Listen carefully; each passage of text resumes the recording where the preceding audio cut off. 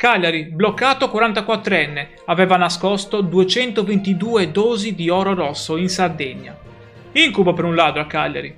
Io sono Matteo e ti ringrazio per essere qui sull'Isola in Forma. Lascia like, dimmi la tua su questa notizia e iscriviti per non perderti la cronaca più insolita. Un 44enne è stato beccato con un bottino insolito.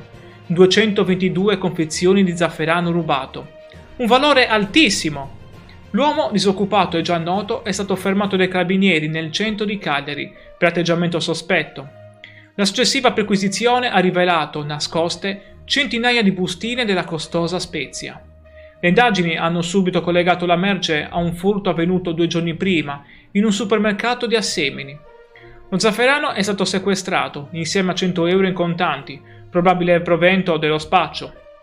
Ma perché un ladro professionista ha puntato proprio su una spezia così specifica? Il 44enne residente a Cagliari è stato denunciato per ricettazione in stato di libertà, in attesa delle disposizioni dell'autorità giudiziaria. Questo ci dimostra la vigilanza costante delle forze dell'ordine in Sardegna. Continua a seguirmi per restare aggiornato su tutti i casi di cronaca che ogni giorno accadono intorno a noi. E grazie per il tuo prezioso tempo. Ciao e al prossimo video.